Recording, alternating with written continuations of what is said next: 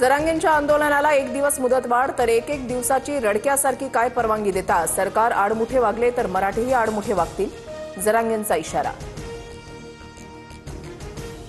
सरकार इंग्रजांपेक्षाही बेकार, आंदोलकांना पाणी आणि जेवण न मिळण्यासाठी दुकानं बंद केली, जरांगेंचा आरोप. तर आम्हीही तुमच्या सभांवेळी गावाकडे पाणी बंद करणार, जरांगे आक्रमक. 2 दिवसांमध्ये आरक्षण न दिल्यास पाणीही सोडणार, आरक्षण दिल्यास मुख्यमंत्र्यांच्या वर्षाबंगल्यावर गुलाल उधळू, मनोज जरांगेंचं वक्तव्य.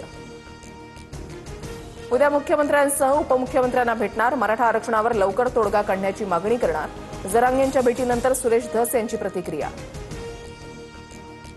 मराठा ओबीसी भांडणं लावण्याचा प्रयत्न, मात्र आंदोलनावर पोळी भाजू नका, तुमचंच तोंड भाजेल, फडणवीसांची विरोधकांवर टीका. तर सोयीची भूमिका घेणाऱ्यांनी ठाम भूमिका घ्यावी, फडणवीसांचं विधान. जरांगेंच्या खांद्यावर बंदूक ठेवणारे कोण? खांद्यावर बंदूक ठेवण्या इतपत वेळ का येऊ दिली? उद्धव ठाकरेंचा मुख्यमंत्री फडणवीसांना सवाल.